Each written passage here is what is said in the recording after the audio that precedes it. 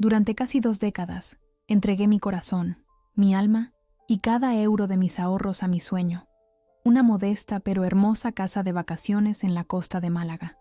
Recuerdo el día que la encontré, un caluroso julio mientras paseaba por las callejuelas empedradas de un pequeño pueblo costero. Era apenas un cascarón deteriorado, abandonado y olvidado por el tiempo. Las paredes desconchadas, las ventanas rotas y el jardín invadido por la maleza habrían espantado a cualquiera. Pero yo vi algo en sus huesos, algo que merecía ser salvado. No tenía mucho dinero entonces. Trabajaba como profesora en un instituto de Madrid, con un sueldo digno pero nunca abundante. Aún así, negocié con el propietario, un anciano que había heredado la propiedad de su hermano fallecido y que no tenía interés en mantenerla. La conseguí por un precio sorprendentemente bajo, aunque para mí representaba los ahorros de 5 años. «Estás loca, Carmen», me dijo mi amiga Pilar cuando le conté sobre mi compra impulsiva. «Esa casa se te va a comer viva». Quizás tenía razón, pero hay locuras que valen la pena.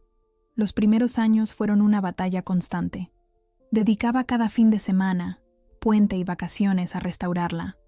Aprendí a lijar suelos, a reparar goteras, a instalar azulejos.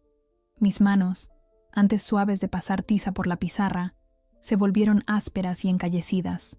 Recuerdo noches durmiendo en un colchón en el suelo, rodeada de botes de pintura y herramientas, despertando con el primer rayo de sol para continuar trabajando. La relación con los contratistas locales no fue fácil al principio. Para ellos, yo era solo una madrileña caprichosa con sueños imposibles. Antonio, el albañil del pueblo, me miraba con escepticismo cada vez que le explicaba mis planes. «Señora, eso no se puede hacer», era su frase favorita. Pero con el tiempo, mi terquedad y dedicación me ganaron su respeto. «Nunca vi a nadie trabajar tanto por una casa», me confesó un día mientras compartíamos un café en la obra. Cada piedra, cada viga, cada baldosa tenía una historia. El suelo de terracota lo encontré en un derribo en Granada. Las vigas de madera las rescaté de un viejo cortijo abandonado. Las puertas antiguas las restauré yo misma, pasando horas quitando capas de pintura para revelar la belleza de la madera original. No era solo una casa, era mi historia, mi refugio, mi santuario. Con el paso de los años, la transformación fue asombrosa. Las bugambillas trepaban por las paredes encaladas. Las brisas marinas se filtraban a través de las cortinas de lino, y el aroma del jazmín llenaba el patio cada noche de verano. Planté un pequeño huerto en la parte trasera, donde cultivaba tomates, pimientos y hierbas aromáticas. Los vecinos del pueblo, que al principio me veían como una extraña, comenzaron a parar para charlar, a veces trayendo frutas de sus huertos o pescado fresco cuando sus maridos regresaban del mar. No era rica, pero estaba orgullosa. Esa casa representaba sacrificio, resistencia y un escape del ruido del mundo. Era el único lugar donde realmente me sentía en paz.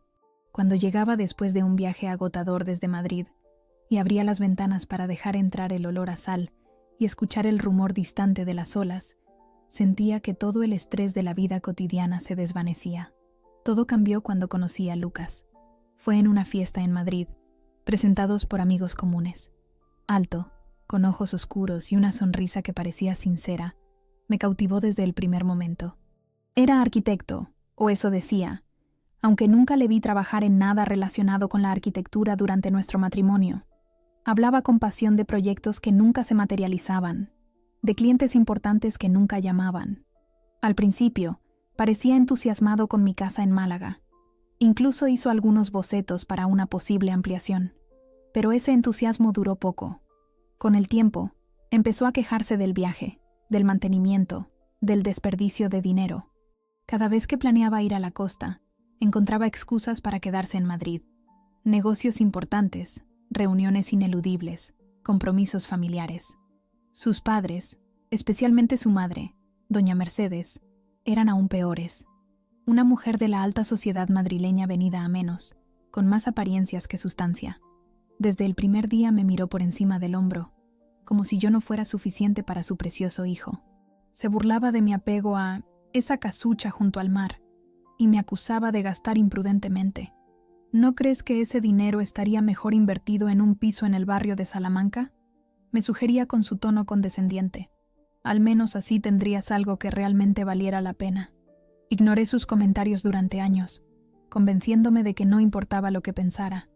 Lucas y yo teníamos nuestros problemas, como cualquier matrimonio, pero creía que compartíamos lo fundamental. El tiempo fue pasando, y con él, mi matrimonio se fue deteriorando como una casa sin mantenimiento. Lucas pasaba cada vez más tiempo fuera, con explicaciones vagas sobre proyectos y clientes. Yo me refugiaba en mi trabajo como profesora y en mis escapadas a la costa. La casa se convirtió en mi verdadero hogar, mucho más que nuestro apartamento en Madrid.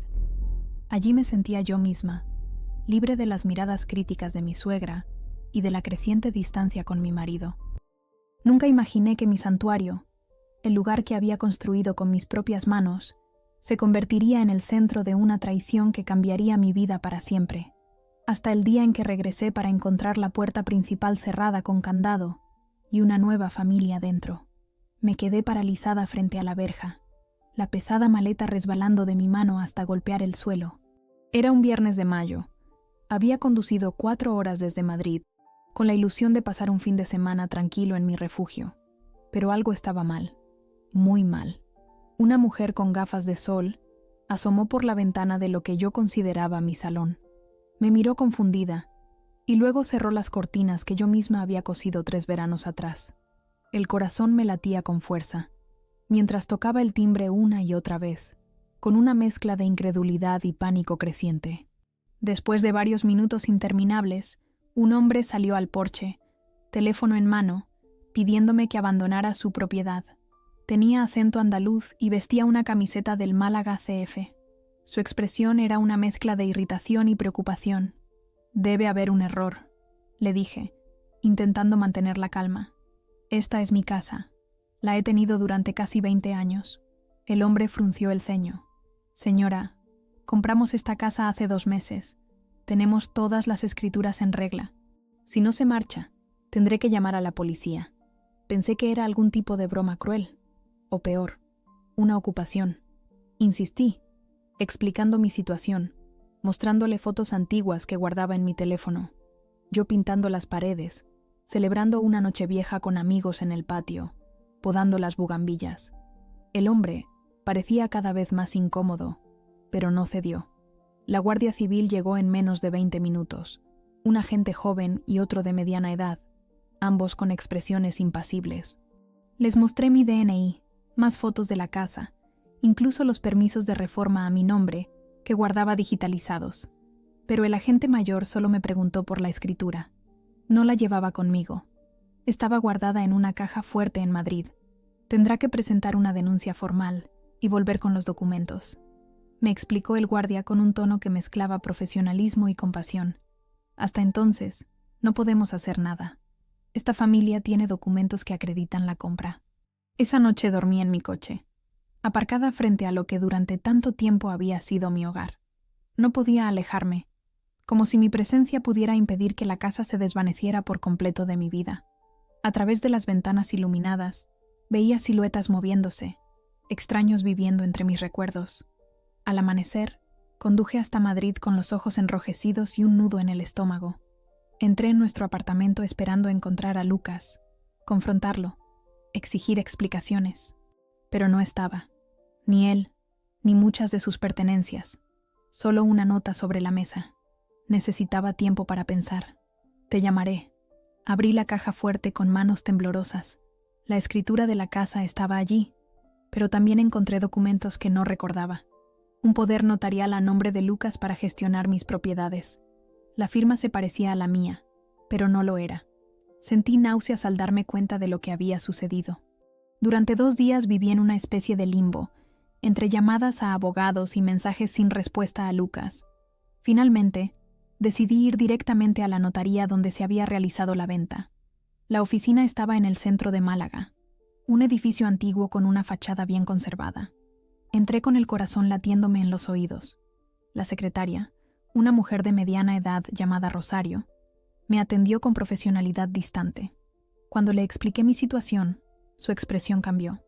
«Un momento, por favor», dijo, y desapareció en un despacho interior. Volvió 10 minutos después, acompañada por un hombre calvo y con gafas, que se presentó como el notario, don Felipe. «Señora Vega, esta es una situación muy delicada», comenzó, invitándome a pasar a su despacho. «Recuerdo perfectamente esa transacción porque no es común vender propiedades con poder notarial. El señor Lucas Mendoza presentó un poder firmado por usted». «Esa firma es falsa», interrumpí, con la voz quebrada. «Nunca autoricé la venta de mi casa». El notario se ajustó las gafas, incómodo. «Entiendo. En ese caso, estamos ante un posible delito de falsificación y estafa. Necesito que presente una denuncia formal. Mientras tanto, puedo proporcionarle copias de los documentos».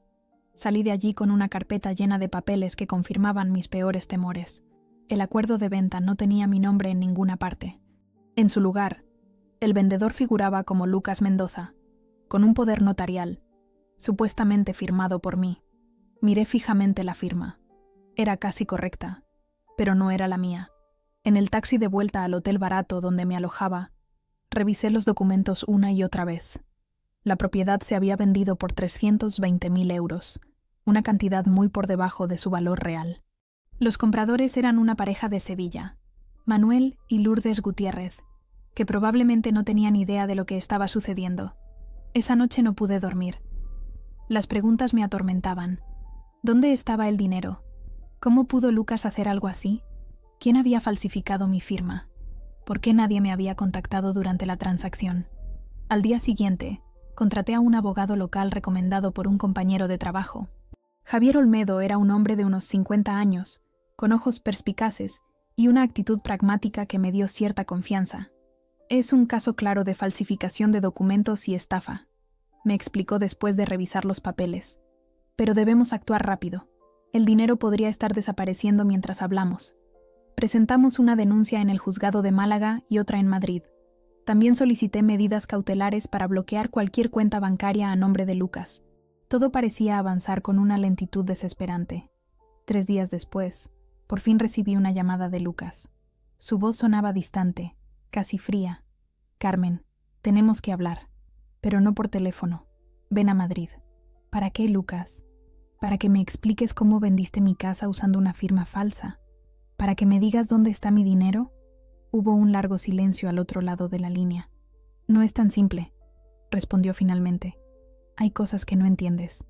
«Entiendo perfectamente que me has robado», respondí, con una calma que no sabía que poseía, «y que vas a enfrentar las consecuencias. Por favor, Carmen, ven a casa. Te lo explicaré todo». No sé por qué accedí. Quizás una parte de mí todavía quería creer que había una explicación, algo que pudiera darle sentido a esta pesadilla, o tal vez solo quería verle la cara cuando le confrontara con lo que había hecho. El viaje de regreso a Madrid fue el más largo de mi vida. Cada kilómetro era una batalla entre la rabia, el dolor y una determinación creciente. Ya no era solo mi casa lo que había perdido, era la confianza, la seguridad, el futuro que había imaginado. Cuando llegué a nuestro apartamento, me sorprendió encontrar también a mi suegra. Doña Mercedes estaba sentada en el sofá como si fuera la dueña del lugar, con su habitual expresión de superioridad. Lucas estaba de pie junto a la ventana, mirando hacia la calle. Ninguno de los dos parecía particularmente sorprendido o avergonzado. «Por fin apareces», dijo mi suegra, como si yo fuera la que había hecho algo malo. «Tenemos que hablar sobre tu comportamiento». «¿Mi comportamiento?», pregunté incrédula. «¿Qué tal si hablamos del comportamiento criminal de tu hijo?». Lucas se giró entonces, y lo que vi en sus ojos me heló la sangre. No había remordimiento, ni vergüenza, solo una especie de resignación, como si lo inevitable hubiera ocurrido finalmente. Confronté a Lucas esa noche con toda la fuerza que me quedaba. No lo negó, simplemente suspiró, como si fuera inevitable, como si yo fuera la que no entendía la realidad de las cosas.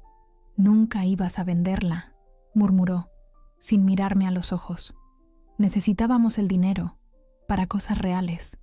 Me quedé sin palabras. La náusea subió por mi garganta mientras intentaba comprender la magnitud de su traición. 20 años de matrimonio, y ahora descubría que estaba casada con un completo desconocido. «¿Cosas reales?», pregunté, con la voz temblorosa. «Era el trabajo de mi vida, Lucas. Cada euro que ahorré, cada fin de semana, cada vacación, Todo lo puse en esa casa. ¿Cómo pudiste? Pero antes de que pudiera responder, su madre intervino, sin invitación como siempre, sentada en el brazo de nuestro sofá como un buitre satisfecho. Su voz era glacial, sus palabras deliberadas. Siempre gastaste en tonterías. Esa casa era un desperdicio. Necesitábamos ese dinero para asegurar el futuro de la familia. ¡Ja! No me mires así de sorprendida. Se rió, una risa seca y fría que resonó en mis oídos como un eco distante. En ese momento, comprendí que no era solo Lucas. Era un plan que habían urdido juntos, madre e hijo, probablemente durante años. ¿Nuestra familia?, pregunté, sintiendo que cada palabra pesaba una tonelada. ¿Qué familia, Mercedes? Porque claramente yo nunca formé parte de ella. No seas dramática, respondió, agitando su mano enjollada en el aire. Siempre fuiste temporal. Mi hijo necesita a alguien de su nivel, no una simple maestra con una casucha en la playa. Miré a Lucas, esperando que al menos tuviera la decencia de defenderme, pero permaneció en silencio, con la mirada fija en algún punto invisible del suelo. 20 años juntos, reducidos a esto, cobardía y silencio. ¿Dónde está el dinero, Lucas?, pregunté finalmente, intentando mantener la calma. Invertido, respondió escuetamente, en un negocio con Javier. Javier, su amigo de siempre, el que siempre tenía oportunidades únicas que nunca parecían materializarse, el mismo que había sido testigo en nuestra boda, sonriendo mientras sostenía los anillos que ahora parecían una broma cruel. ¿Qué tipo de negocio vale la pena destruir un matrimonio?, insistí. Mercedes soltó otra de sus risas secas. Un club en Ibiza, exclusivo, con conexiones importantes. Sus ojos brillaron con la codicia que siempre había intentado disimular bajo capas de refinamiento falso. En 6 meses habrá triplicado su valor. No podía respirar. No podía ni siquiera gritar. Todo lo que podía hacer era mirarlos. Una familia que ya no reconocía. Un hombre al que había amado, que ahora parecía un extraño. Y una mujer que nunca había ocultado su desdén por mí, finalmente mostrando sus dientes. «Firmaste los papeles, Carmen», continuó Mercedes, como si estuviera explicándole algo a una niña particularmente lenta. Lucas tiene un poder notarial. Todo es perfectamente legal. Yo no firmé nada, respondí, sintiendo que la rabia reemplazaba al shock inicial. Esa firma es falsa, y ambos lo saben. Lucas palideció ligeramente, pero su madre ni siquiera pestañeó. Sería tu palabra contra la nuestra. Y tenemos los documentos. Fue en ese momento cuando recordé algo crucial, algo que ninguno de los dos sabía. Había guardado un secreto, no por desconfianza, sino por simple burocracia y procrastinación. Un secreto que lo cambiaría todo. Esa casa, mi amado refugio, nunca fue legalmente mía. Al menos, no completamente. Pertenecía a mi abuela materna, Dolores, que había fallecido 3 años atrás. Antes de morir, me la había dejado en herencia, pero la transferencia del título había encontrado obstáculos legales debido a algunas antiguas leyes de zonificación costera. Había invertido en las renovaciones, pensando que era una mera formalidad, pero en el sistema todavía aparecía bajo el nombre de mi abuela, lo cual significaba que el poder notarial falsificado utilizado en la venta era completamente inválido. Lucas no podía vender algo que yo no poseía legalmente. El comprador había sido engañado, y cuando obtuviera el registro original de la propiedad y lo comparara con los documentos notariales falsos, las inconsistencias gritarían fraude. Pero no dije nada en ese momento. En cambio, dejé que siguieran hablando, revelando más de su plan, cavando su propia tumba con cada palabra. Grabé discretamente la conversación con mi teléfono, escondido en el bolsillo de mi chaqueta. ¿Y los compradores?, pregunté, fingiendo resignación. ¿Saben que compraron una propiedad con documentos falsificados? Lucas se movió incómodo en su asiento. Ellos tienen sus escrituras. No es asunto tuyo ya. Es un matrimonio de Sevilla, añadió Mercedes, con un tono casi alegre. Él es médico. Imagínate, pagaron sin rechistar. Ni siquiera pidieron una rebaja. Cada detalle que compartían era otro clavo en su ataúd legal. Seguí preguntando, fingiendo una mezcla de resignación y curiosidad, mientras ellos, envalentonados por lo que percibían como mi derrota, revelaban más y más. Supe entonces lo que tenía que hacer.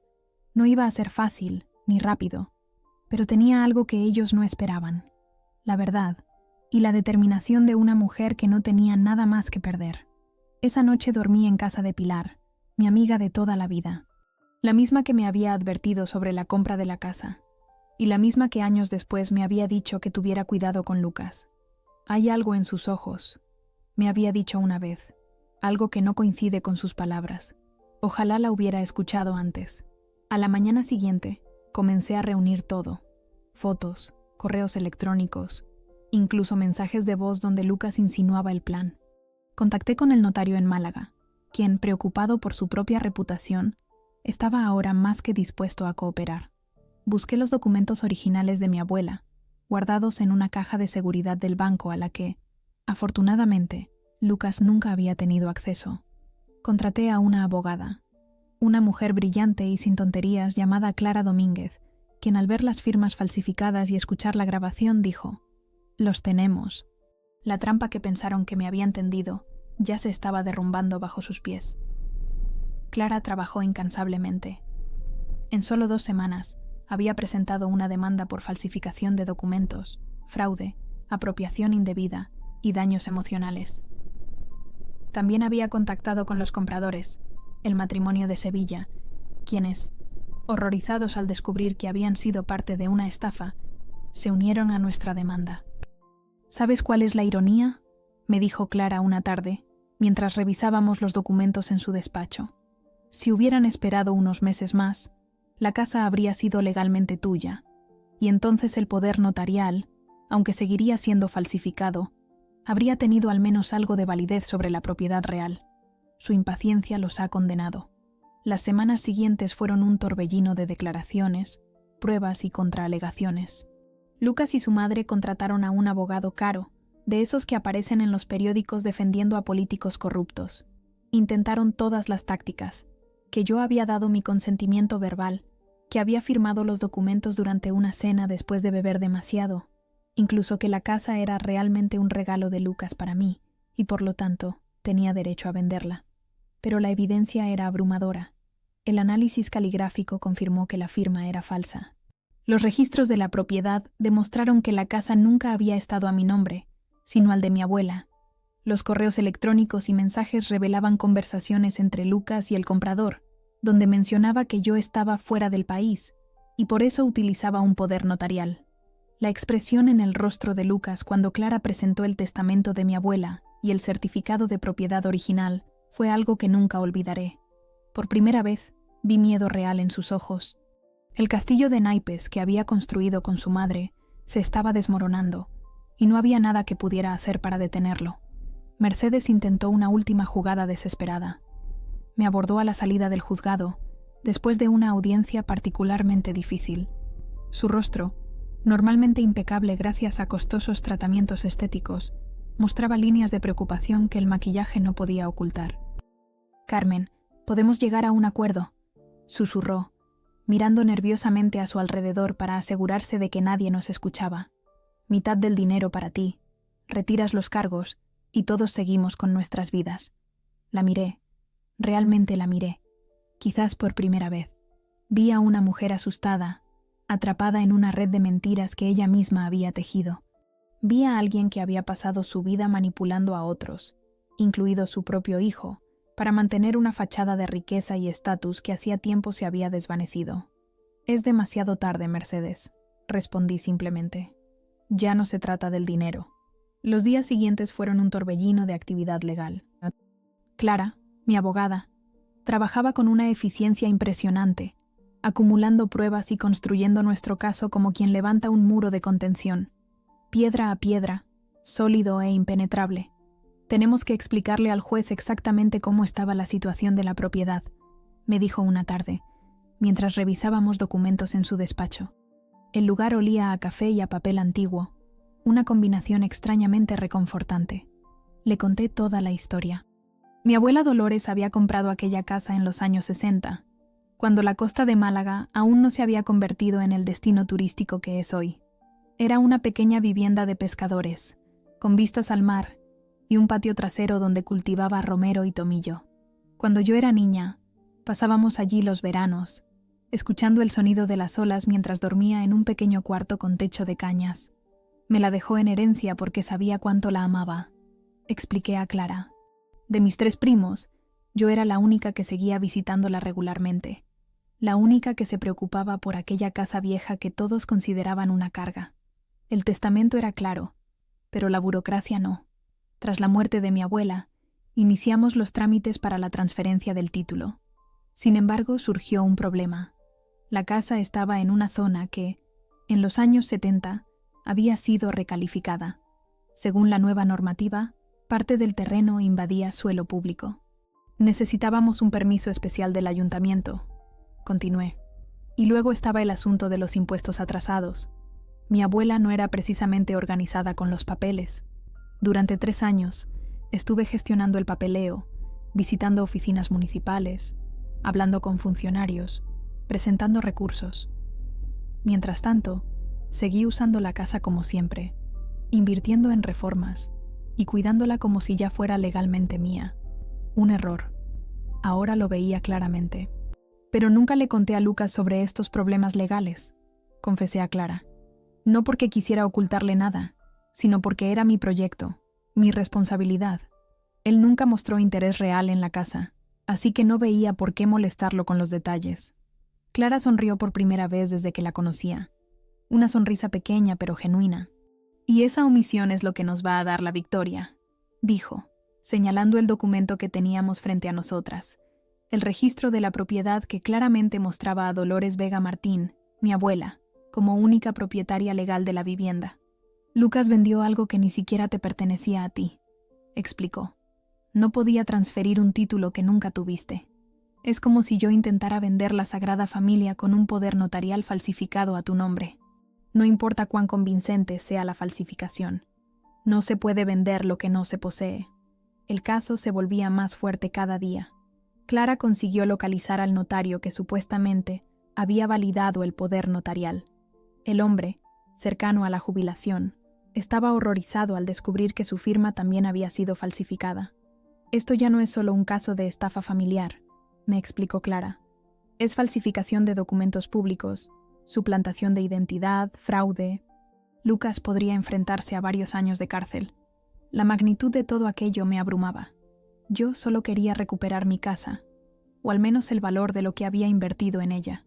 No había pensado en cárcel, en juicios penales, en ver a Lucas, el hombre con el que había compartido 20 años de mi vida, tras las rejas. ¿No podríamos llegar a algún acuerdo?, pregunté a Clara en un momento de debilidad. Si devuelven el dinero, si reconocen lo que hicieron. Clara me miró con una mezcla de compasión y firmeza.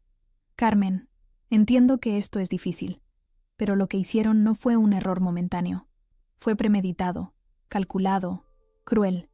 Y si no hay consecuencias, ¿qué les impedirá hacerlo de nuevo a otra persona?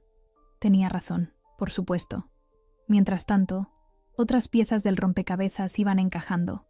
Los compradores, el matrimonio de Sevilla, estaban cooperando plenamente.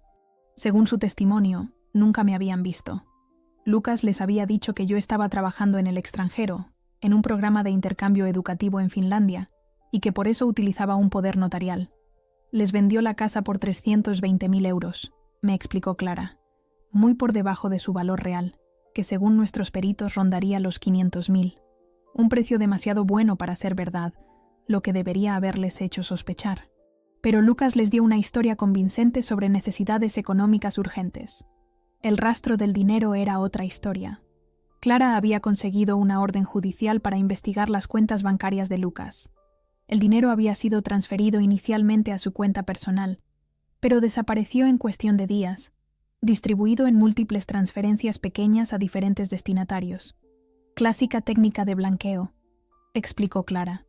Está intentando ocultar el dinero, probablemente para que no puedas reclamarlo cuando ganes el juicio. Una de las transferencias más grandes, cerca de 100.000 euros, había ido a parar a una empresa llamada Ibiza Sol Investments S.L. Al investigar, descubrimos que se trataba de una sociedad recién creada, con Javier Montero, el amigo de Lucas, como administrador único. El famoso club en Ibiza, murmuré. recordando lo que me había dicho Mercedes. No era mentira después de todo. Clara continuó tirando del hilo. A través de los registros bancarios, descubrimos que Mercedes también había recibido una transferencia sustancial, 50.000 euros, justificados como préstamo personal. Su comisión por participar en el fraude, comentó Clara con desprecio. Con cada nueva prueba que acumulábamos, mi resolución se fortalecía. Ya no se trataba solo de mi casa o del dinero. Era cuestión de justicia, de dignidad, de no permitir que se salieran con la suya. Recopilé todo, fotos de cada etapa de la renovación, facturas que demostraban mis inversiones a lo largo de los años, testimonios de vecinos y amigos que confirmaban que la casa había sido mi proyecto personal, sin participación de Lucas.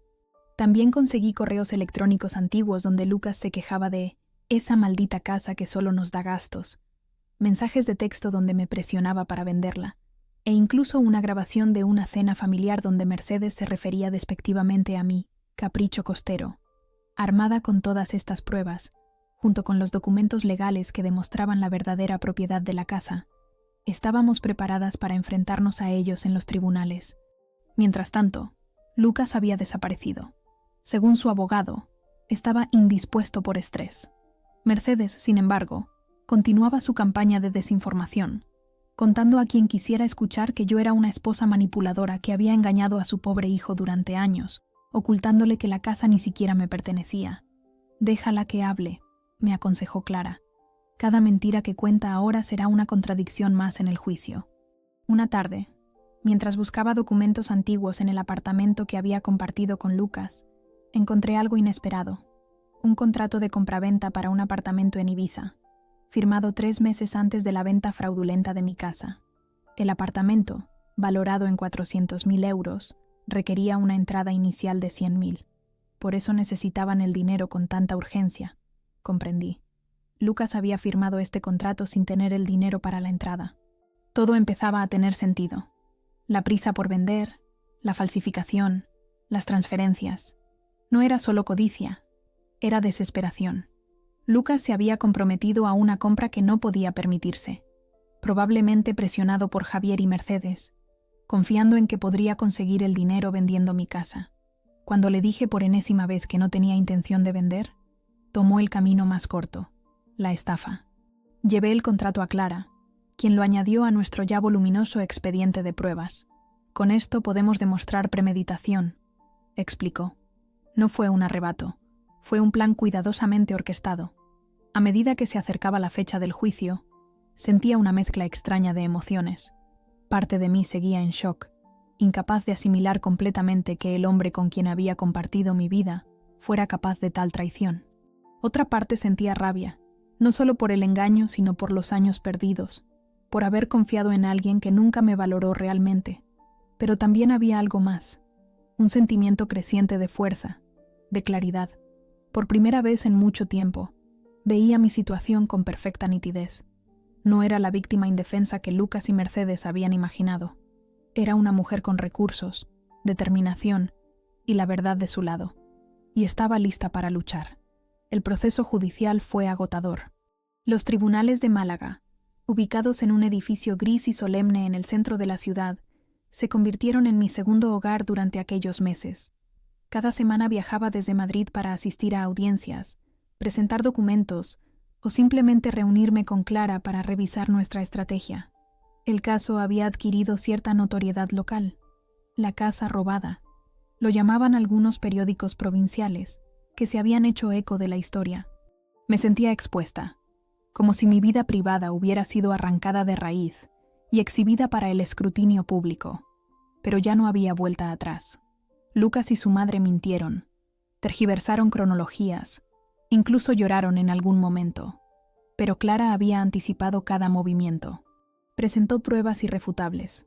El registro de la propiedad que demostraba que la casa pertenecía a mi abuela, análisis caligráficos que confirmaban la falsificación de mi firma, y marcas de tiempo digitales que contradecían por completo su historia fabricada.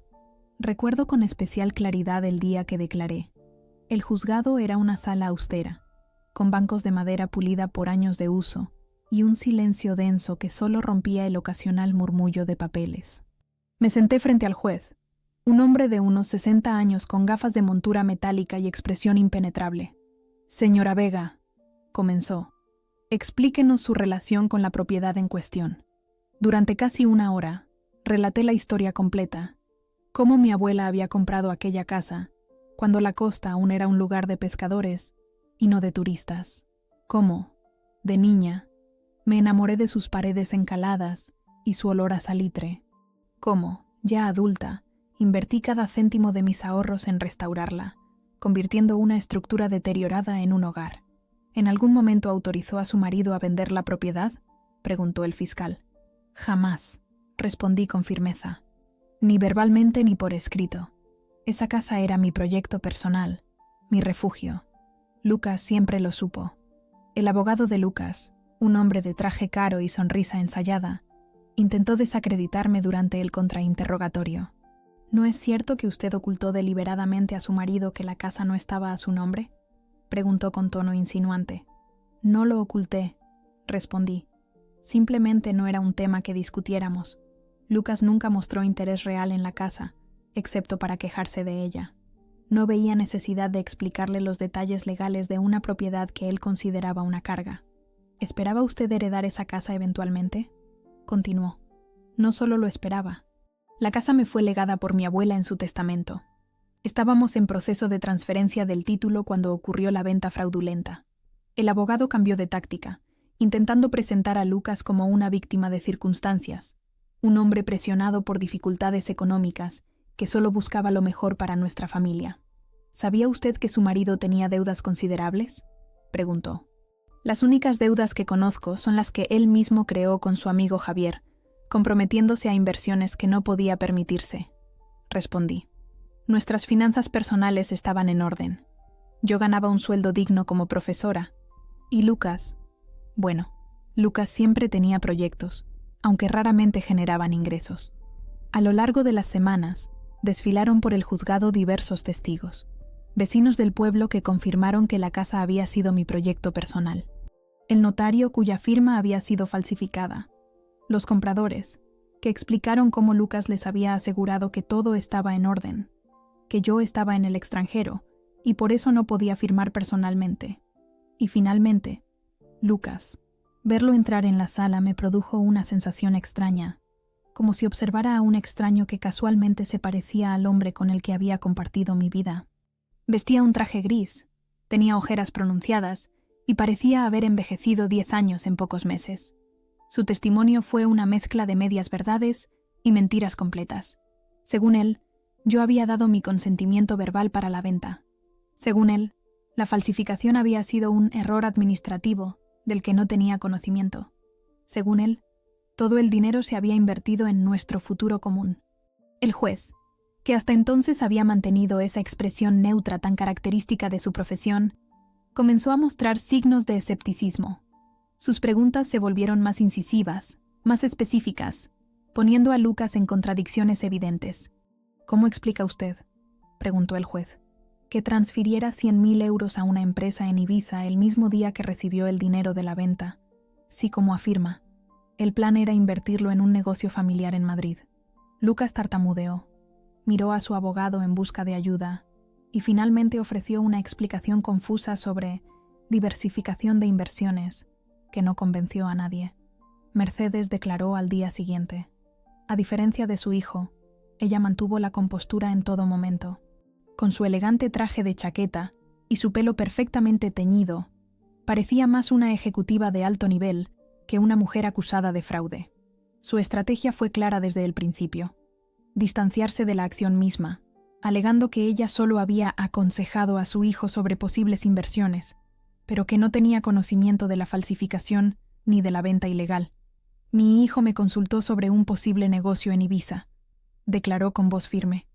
Como madre, le di mi opinión. Lo que él hiciera después con su matrimonio o sus propiedades no estaba bajo mi control. Clara estaba preparada. Presentó correos electrónicos entre Mercedes y Javier donde discutían específicamente la venta de la casa de Carmen meses antes de que ocurriera. También mostró registros telefónicos que situaban a Mercedes en la notaría el día que se formalizó la venta fraudulenta, contradiciendo su afirmación de que no había participado en absoluto. ¿Niega usted?, preguntó Clara. ¿Que recibió 50.000 euros de su hijo 3 días después de la venta de la propiedad?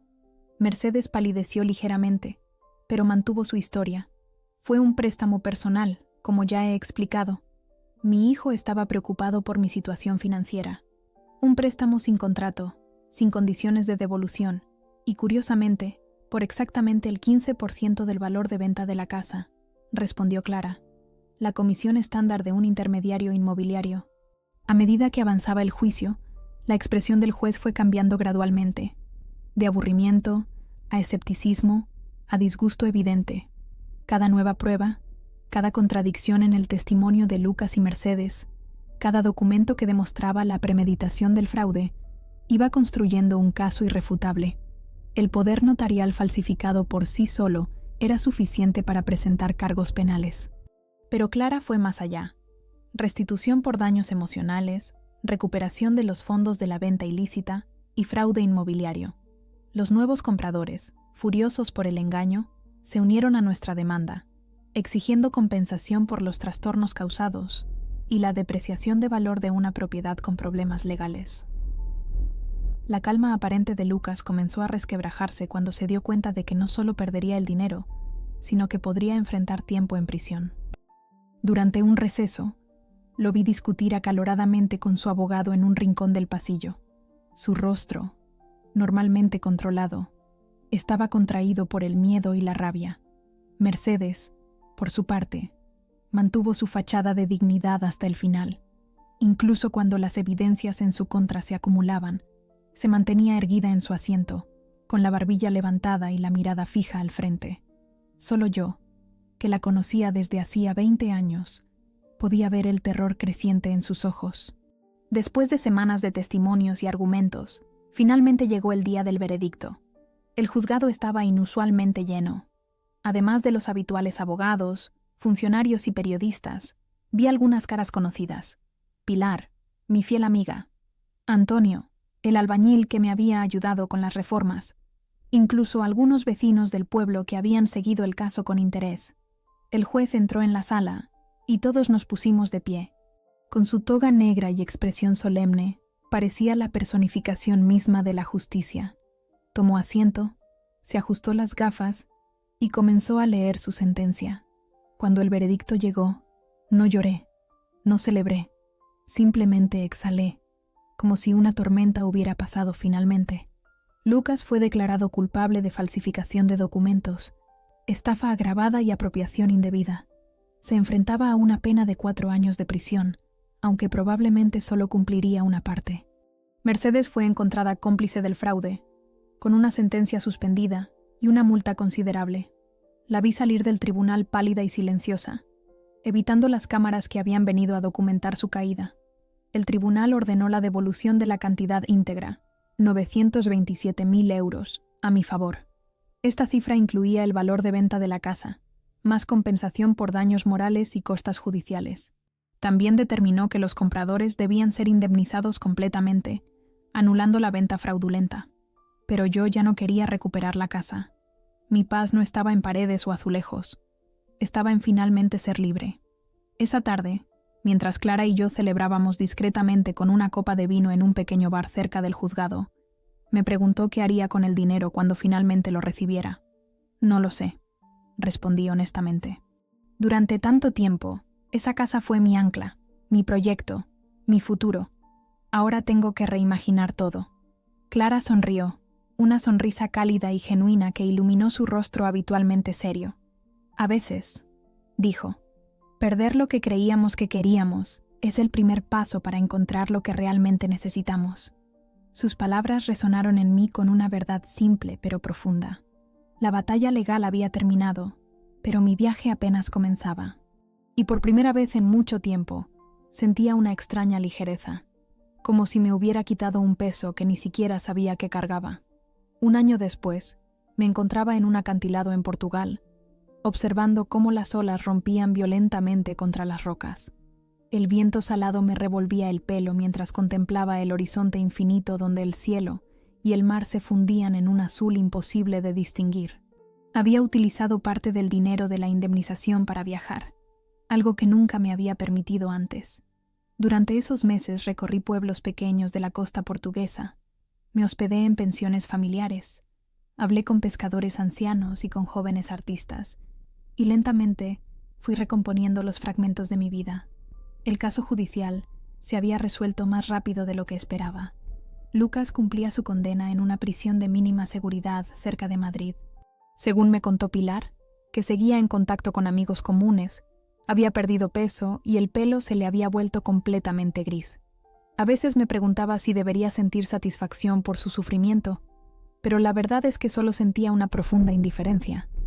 Era como pensar en un personaje de una novela que había leído hace mucho tiempo. Reconocible pero distante, sin poder para afectarme. Mercedes había desaparecido del mapa social madrileño. Los rumores decían que se había mudado a Valencia, con una hermana mayor. Su reputación, ese bien que había protegido con tanto ahínco durante décadas, estaba irremediablemente dañada. Las mismas personas que una vez acudían a sus elegantes cenas, ahora evitaban mencionar su nombre. En cuanto a mí, había renunciado a mi puesto como profesora en Madrid. 20 años en el mismo instituto eran suficientes, y necesitaba un cambio completo.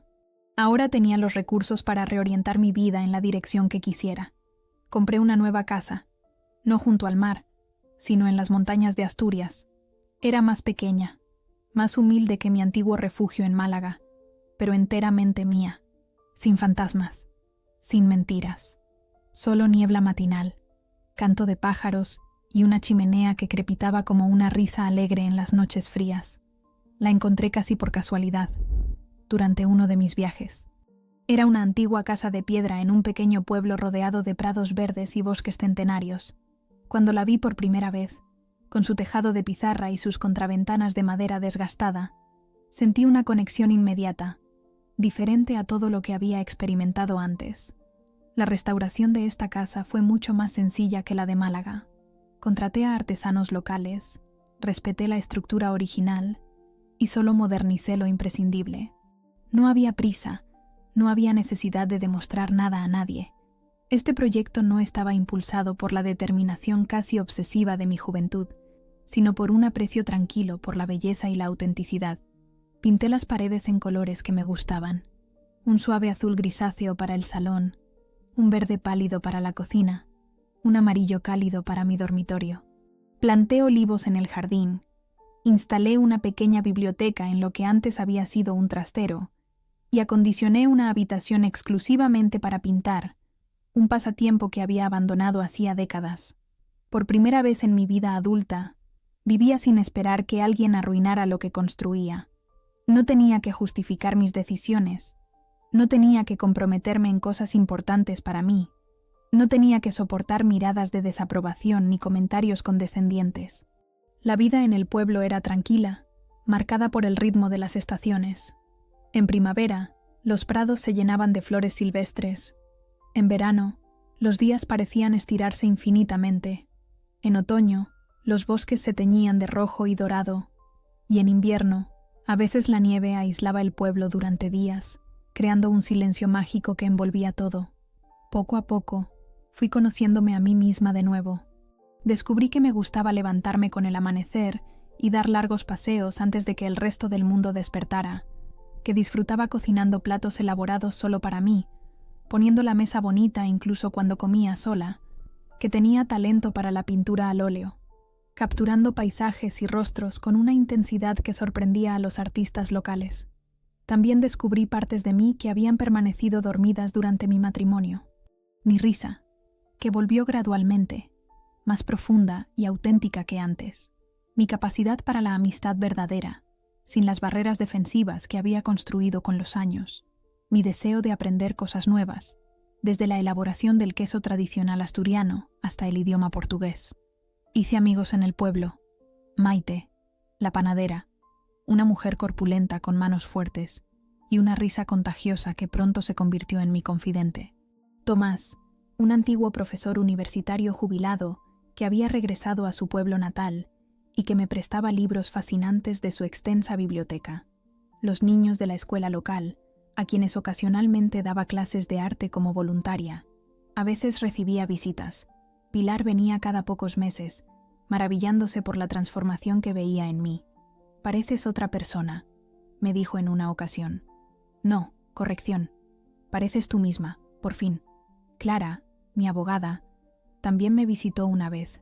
Habíamos desarrollado una amistad inesperada durante el juicio, unidas por el respeto mutuo y por una determinación compartida. Me trajo como regalo una pequeña escultura de bronce, una mujer con los brazos extendidos, como abrazando el viento. «Me recuerda a ti», explicó, «fuerte pero flexible, arraigada pero libre». Una tarde de otoño, mientras ordenaba viejas cajas que había traído de Madrid, encontré una fotografía que creía perdida. Era de mi abuela Dolores y yo, de pie frente a la casa de Málaga muchos años atrás. Yo tendría unos 12 años, con el pelo recogido en 2 trenzas y una sonrisa que mostraba un aparato dental. Mi abuela, pequeña y enérgica incluso en su vejez, me abrazaba por los hombros con orgullo. Me quedé mirando esa imagen durante mucho tiempo.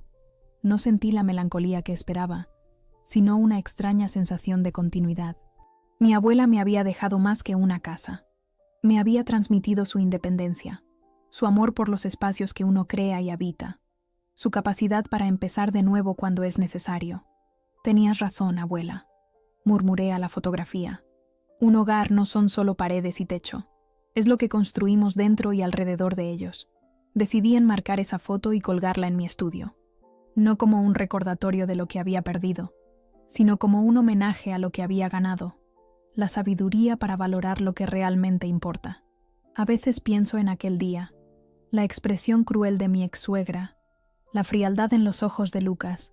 Solía sentir rabia, una furia que me quemaba por dentro y me robaba el sueño. Ahora, solo siento gratitud, porque perder aquella casa me obligó a encontrar algo mucho más valioso, a mí misma. La vida tiene una forma curiosa de llevarnos exactamente donde necesitamos estar, aunque el camino esté lleno de dolor y pérdida. Aquella traición, que en su momento me pareció el fin de mi mundo, resultó ser el principio de uno nuevo, más auténtico y pleno. En mis primeros meses en Asturias, comencé a escribir, no con la intención de publicar, sino como una forma de procesar todo lo vivido. Llenaba cuadernos con recuerdos, reflexiones, pequeños momentos de belleza cotidiana. Era una especie de terapia, una manera de darle sentido a mi historia. Un día, Tomás encontró uno de mis cuadernos que había dejado olvidado en un banco del jardín. Lo leyó sin permiso, algo que normalmente me habría molestado, pero su reacción fue tan genuina que no pude enfadarme. «Tienes que compartir esto», me dijo con seriedad. «Hay muchas mujeres atrapadas en situaciones similares que necesitan escuchar tu voz». Al principio rechacé la idea. Mi historia era demasiado personal, demasiado dolorosa para exponerla públicamente, pero la semilla estaba plantada, y con el tiempo empecé a considerar la posibilidad de que mis palabras pudieran ayudar a otros. Comencé un blog anónimo, compartiendo fragmentos de mi experiencia y las lecciones que había aprendido. Para mi sorpresa, resonó con mucha gente. Recibía mensajes de mujeres, y algunos hombres, que se habían sentido identificados, que encontraban consuelo y esperanza en mi relato de supervivencia y renacimiento. Un pequeño editor regional se interesó por mi historia y me propuso convertirla en un libro. Después de muchas dudas, acepté, con la condición de que mantendría cierto anonimato, cambiando nombres y algunos detalles identificables. Trabajar en ese libro fue un proceso catártico. Me obligó a revisitar momentos dolorosos, pero también a reconocer mi propia fortaleza y resiliencia. Cada capítulo completado era como cerrar una herida, dejando solo una cicatriz que ya no dolía al tocarla. El libro, titulado simplemente La Casa, se publicó con un éxito modesto pero significativo. No me hizo rica ni famosa, algo que agradecí, pero me conectó con una comunidad de personas que entendían lo que significaba perderlo todo y reconstruirse desde cero. Ahora, a mis 56 años, miro atrás y apenas reconozco a la mujer que una vez fui, tan ansiosa por complacer, tan temerosa de estar sola, tan atada a un matrimonio que se había convertido en una jaula dorada. La vida que llevo ahora no es perfecta. Hay días de soledad, momentos de duda, ocasionales pesadillas donde vuelvo a estar frente a aquella verja cerrada, sin poder entrar en mi propia casa. Pero incluso en esos momentos difíciles, Hay una certeza profunda que me sostiene. Soy suficiente, tal como soy, sin necesidad de validación externa. Esta mañana, mientras tomaba café en mi porche, observando cómo la niebla se levantaba lentamente sobre los prados, sentí una oleada de gratitud tan intensa que me dejó sin aliento. Por este lugar tranquilo que puedo llamar hogar, por la libertad de vivir según mis propios términos, por la paz que finalmente he encontrado. Lucas y Mercedes me robaron una casa, es cierto, pero sin quererlo, me devolvieron algo infinitamente más valioso: mi vida.